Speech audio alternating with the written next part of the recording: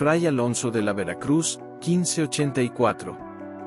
La obra Speculum Conjugiorum 1556, escrita por el humanista y jurista novohispano Alonso de la Veracruz, constituye uno de los tratados más influyentes del siglo XVI en el ámbito del derecho matrimonial en el Nuevo Mundo.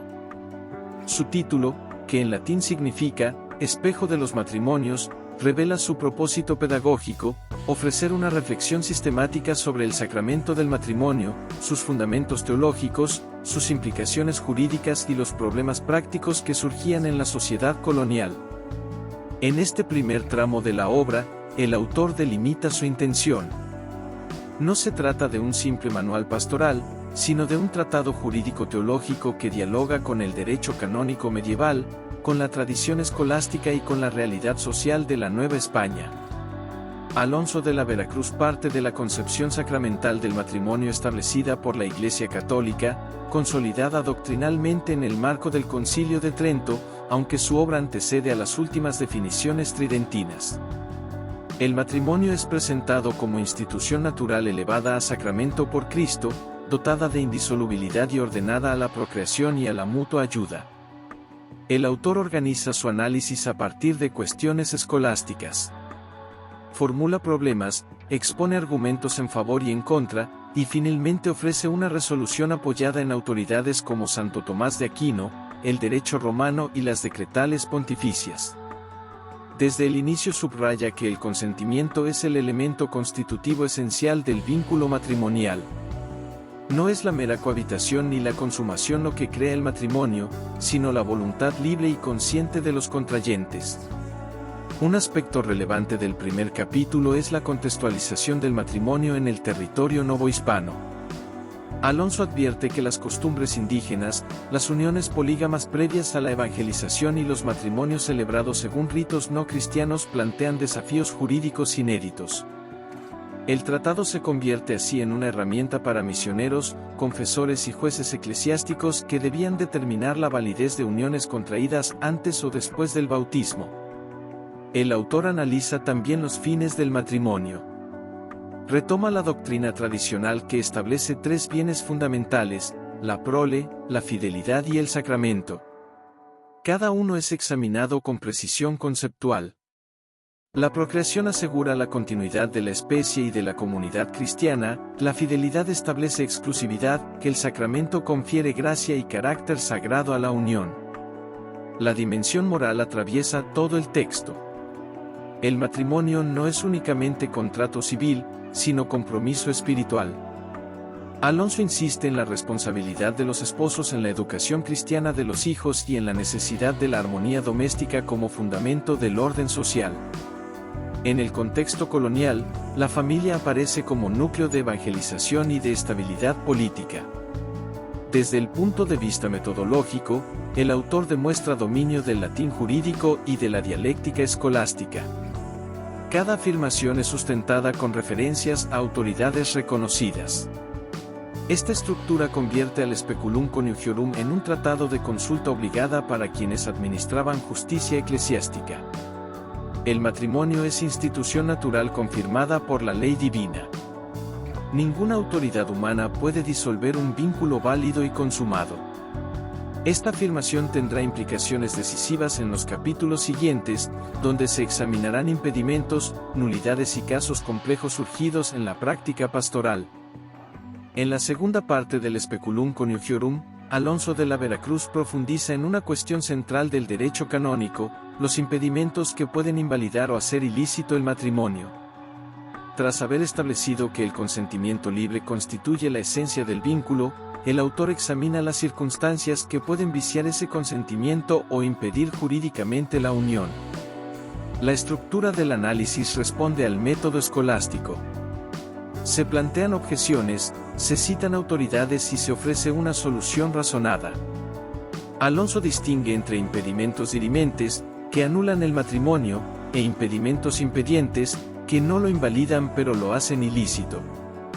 Esta distinción resulta crucial para la administración de justicia eclesiástica en la Nueva España, donde las situaciones culturales y sociales generaban múltiples controversias. Uno de los primeros impedimentos abordados es la consanguinidad. Siguiendo la tradición canónica, el autor explica los grados de parentesco que impiden la unión válida.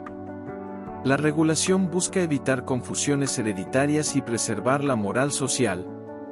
En el contexto novohispano, donde comunidades indígenas mantenían estructuras familiares complejas, la determinación del parentesco exigía un análisis minucioso. El tratado proporciona criterios claros para evaluar estos casos. Otro impedimento relevante es el vínculo matrimonial previo. Alonso reafirma el principio de monogamia cristiana. Una persona válidamente casada no puede contraer nuevo matrimonio mientras viva su cónyuge. Este punto adquiere particular importancia frente a las prácticas poligámicas anteriores a la evangelización. El autor examina qué ocurre cuando un indígena bautizado había tenido varias esposas antes de su conversión.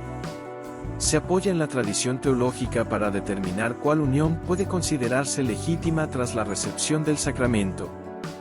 El impedimento de disparidad de culto también ocupa un lugar destacado. El matrimonio entre bautizado y no bautizado presenta dificultades doctrinales. Alonso analiza si el consentimiento puede ser válido cuando uno de los contrayentes no comparte la fe cristiana. La cuestión no es meramente formal, sino pastoral, se trata de salvaguardar la estabilidad del hogar y la educación cristiana de los hijos. La coacción constituye otro factor determinante. El consentimiento debe ser libre de violencia y de miedo grave. Si una persona es forzada a contraer matrimonio por presión familiar o por amenaza, el vínculo carece de validez. Este análisis revela la sensibilidad del autor ante prácticas sociales donde los padres concertaban matrimonios sin atender plenamente a la voluntad de los hijos. Aunque reconoce la autoridad paterna, sostiene que el consentimiento personal es indispensable. La impotencia antecedente y perpetua es estudiada como impedimento dirimente. El matrimonio está ordenado a la procreación, por tanto, la incapacidad permanente para consumar la unión afecta su esencia. Alonso examina cuidadosamente la diferencia entre esterilidad e impotencia, estableciendo que la primera no invalida el vínculo, mientras que la segunda sí puede hacerlo si es anterior y perpetua. La edad mínima para contraer matrimonio es otro aspecto tratado con detalle. La madurez suficiente garantiza que el consentimiento sea consciente. En territorios donde las uniones tempranas eran frecuentes, esta regulación buscaba proteger a los menores de compromisos precipitados. El autor también aborda el impedimento de orden sagrado y voto solemne de castidad. Quienes han recibido órdenes mayores o han profesado en religión no pueden válidamente casarse. Este principio refuerza la separación entre estado clerical y estado matrimonial, pilares de la organización eclesial. A lo largo del capítulo, Alonso demuestra un equilibrio entre rigor doctrinal y adaptación práctica. No se limita a repetir normas europeas, sino que las interpreta a la luz de las realidades americanas. Su análisis revela una comprensión profunda de la complejidad cultural de la Nueva España, reafirmando que la validez matrimonial depende de la concurrencia de consentimiento libre y ausencia de impedimentos dirimentes. El juez eclesiástico debe investigar con prudencia cada caso, evitando decisiones precipitadas. La función pastoral se une a la jurídica, no se trata solo de aplicar normas, sino de proteger la dignidad del sacramento y la estabilidad de la comunidad cristiana. En esta tercera parte del Speculum Conjugiorum, Alonso de la Veracruz aborda uno de los problemas más delicados del contexto novohispano, la situación de los matrimonios indígenas celebrados antes de la evangelización y su validez tras la conversión al cristianismo. El análisis no es meramente especulativo, responde a casos reales que los misioneros enfrentaban en el siglo XVI. El autor parte de un principio fundamental del derecho natural: el matrimonio, en cuanto institución natural, existe en todas las culturas. Antes de la llegada del cristianismo, los pueblos originarios ya establecían uniones estables entre hombre y mujer orientadas a la procreación y al apoyo mutuo. Estas uniones, aunque no sacramentales, podían ser válidas en el orden natural si mediaba consentimiento verdadero y no existían impedimentos contrarios al derecho natural. La cuestión se vuelve compleja cuando se examinan prácticas como la poligamia. En diversas comunidades mesoamericanas era aceptado que un varón tuviera varias esposas. Tras el bautismo, surge la pregunta, ¿cuál de esas uniones debe considerarse legítima a los ojos de la Iglesia? Alonso analiza la tradición teológica medieval y aplica criterios prudenciales. Sostiene que, al recibir el bautismo, el converso debe conservar como esposa legítima a la primera mujer con la que contrajo matrimonio válido según su ley natural, siempre que ella también acepte la vida cristiana. En caso de que la primera esposa no quiera convivir bajo las normas del matrimonio cristiano, el autor estudia la posibilidad de disolución del vínculo natural en favor de la fe, apoyándose en la interpretación paulina conocida como privilegio paulino. Este principio, fundado en la enseñanza del apóstol San Pablo, permite la separación cuando la convivencia pone en riesgo la fe del bautizado. El tratado examina también las uniones contraídas entre indígenas y españoles. Aquí intervienen no solo cuestiones religiosas, sino también diferencias culturales y sociales. Alonso insiste en que el criterio determinante sigue siendo el consentimiento libre. La diversidad étnica no constituye impedimento en sí misma. La dignidad humana y la capacidad de contraer matrimonio son comunes a todos los pueblos. Otro problema tratado es el de los matrimonios celebrados según ritos tradicionales sin conocimiento explícito del carácter sacramental cristiano. Cuando ambos contrayentes reciben el bautismo, el vínculo natural se eleva automáticamente a sacramento si el consentimiento persiste. Este punto subraya la continuidad entre naturaleza y gracia, la fe perfecciona la institución preexistente. Alonso demuestra sensibilidad pastoral al considerar la ignorancia invencible. Muchos conversos no conocían plenamente las exigencias del derecho canónico. El autor distingue entre error esencial, que afecta la sustancia del consentimiento, y error accidental, que no invalida el matrimonio. Esta distinción permite resolver casos sin imponer cargas desproporcionadas a quienes actuaron de buena fe. La obra también aborda el tema del repudio. En algunas culturas indígenas existía la posibilidad de disolver la unión por decisión unilateral. Desde la perspectiva cristiana, el matrimonio válido es indisoluble. Alonso explica que, tras el bautismo, los cónyuges deben abandonar esas prácticas y asumir la estabilidad del vínculo como exigencia moral. Un aspecto relevante es la defensa de la libertad matrimonial frente a imposiciones de autoridades civiles o caciques locales. El consentimiento debe proceder de la voluntad de los contrayentes. Cualquier presión que anule la libertad compromete la validez del matrimonio. Para integrar derecho natural, teología sacramental y realidad social, su enfoque no es meramente normativo, sino también evangelizador. Busca consolidar la vida familiar como núcleo de la nueva sociedad cristiana en América. La sección concluye reafirmando que el matrimonio indígena, cuando cumple los requisitos naturales, posee auténtica dignidad jurídica. La evangelización no destruye las estructuras legítimas existentes, sino que las purifica y eleva. Con ello, Alonso de la Veracruz ofrece una síntesis jurídica que combina fidelidad doctrinal y adaptación prudente al contexto novohispano. En la cuarta parte del Speculum Conjugiorum, Alonso de la Veracruz se concentra en un eje decisivo del derecho matrimonial, la indisolubilidad del vínculo y las situaciones en las que puede declararse la nulidad o admitirse la separación. Tras haber examinado impedimentos y casos derivados de la conversión indígena, el autor profundiza ahora en la estabilidad esencial del matrimonio cristiano. El punto de partida doctrinal es claro: el matrimonio válido y consumado entre bautizados no puede ser disuelto por ninguna autoridad humana. Esta afirmación se apoya en la tradición canónica y en la enseñanza evangélica. Alonso retoma argumentos desarrollados por la escolástica medieval y los aplica con rigor lógico. El vínculo matrimonial no es simple contrato civil susceptible de rescisión, sino sacramento que imprime una realidad jurídica y espiritual permanente. El autor distingue cuidadosamente entre disolución y declaración de nulidad. Disolver implicaría romper un vínculo válido. Declarar la nulidad significa reconocer que nunca existió matrimonio verdadero debido a un defecto esencial. Esta precisión conceptual resulta fundamental en la práctica judicial eclesiástica. Muchos conflictos que llegaban a los tribunales no exigían ruptura del vínculo, sino determinación de su existencia real.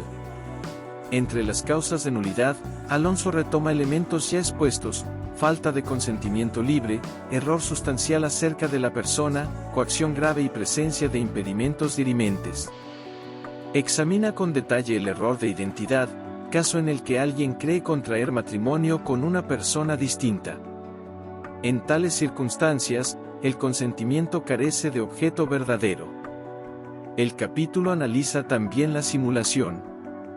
Si uno de los contrayentes excluye interiormente un elemento esencial, como la fidelidad o la apertura a la prole, el consentimiento queda viciado. Este planteamiento revela la importancia de la intención interna en la configuración jurídica del sacramento. En cuanto a la separación, Alonso reconoce que pueden existir causas legítimas para la vida separada, aun cuando el vínculo permanezca intacto. El adulterio es la principal causa tradicionalmente admitida. El cónyuge inocente puede apartarse del culpable para proteger su dignidad y evitar escándalo. No obstante, la separación no autoriza nuevas nupcias mientras viva el otro esposo. La violencia doméstica constituye otra causa de separación temporal. Si la convivencia pone en peligro la integridad física o moral, la autoridad eclesiástica puede permitir la vida separada. Este enfoque demuestra que la indisolubilidad no equivale a tolerancia de abusos, sino que se articula con la protección de la persona. Alonso examina asimismo la no consumación. En determinados supuestos, cuando el matrimonio válido no ha sido consumado, el romano pontífice puede conceder la disolución. Aunque este punto depende de la autoridad suprema de la Iglesia, el autor lo menciona para delimitar con exactitud las competencias locales. La reflexión se extiende a los casos en que uno de los cónyuges cae en herejía o abandona la fe. El vínculo sacramental persiste, aunque la convivencia pueda volverse problemática. La fidelidad al compromiso asumido prevalece como principio rector. Desde una perspectiva social, el autor subraya que la estabilidad matrimonial sostiene el orden comunitario.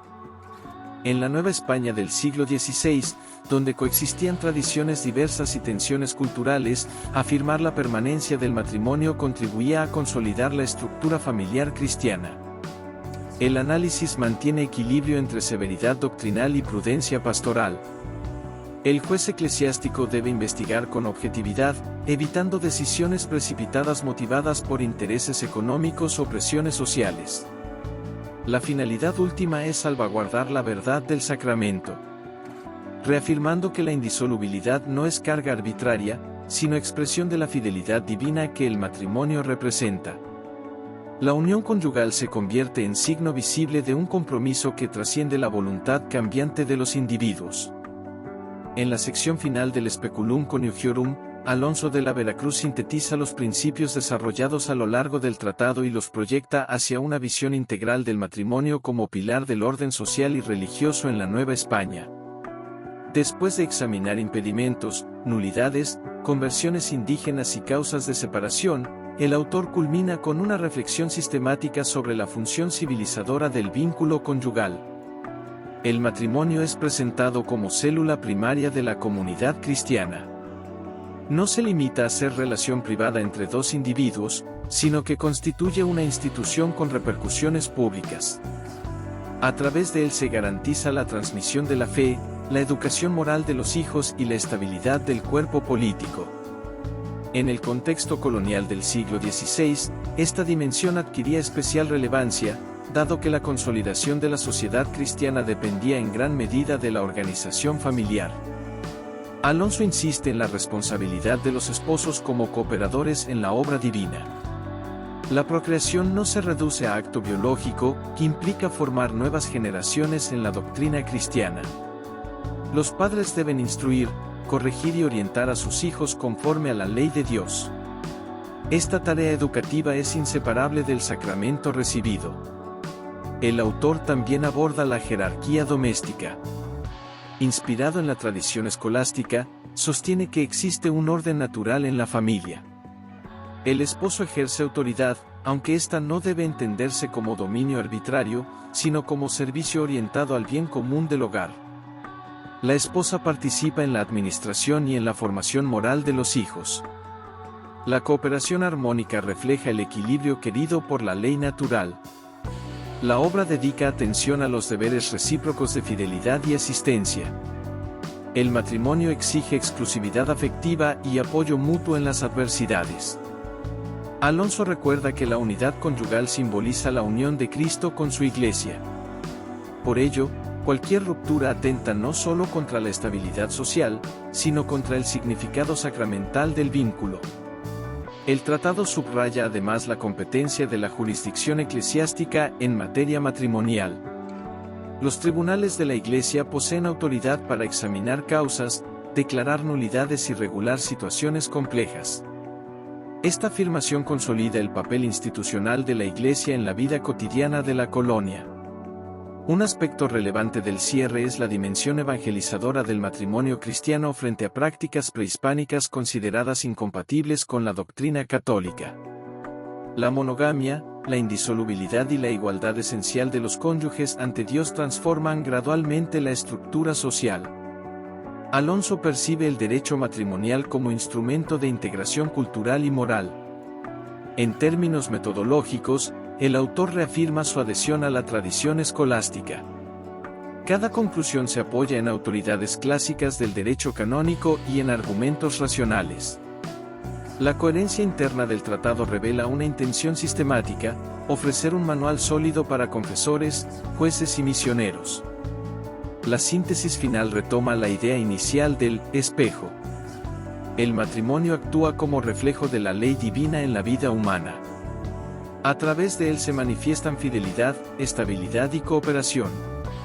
La comunidad cristiana se edifica sobre hogares sólidos, capaces de transmitir valores y sostener el orden social. Al concluir, Alonso de la Veracruz deja establecida una doctrina matrimonial adaptada a las circunstancias americanas, aunque firmemente anclada en la tradición europea. El Speculum Conjugiorum se consolida así como uno de los primeros grandes tratados jurídicos producidos en el continente, testimonio del esfuerzo intelectual por armonizar fe, derecho y realidad histórica, integrando lo desarrollado previamente en una visión orgánica. El matrimonio aparece como institución natural elevada por la gracia, núcleo de evangelización y fundamento jurídico del entramado colonial. Con ello, la obra cierra reafirmando que la estabilidad conyugal es condición indispensable para la consolidación de una sociedad cristiana ordenada. Suscríbete a mi canal para subir más contenido. Gracias.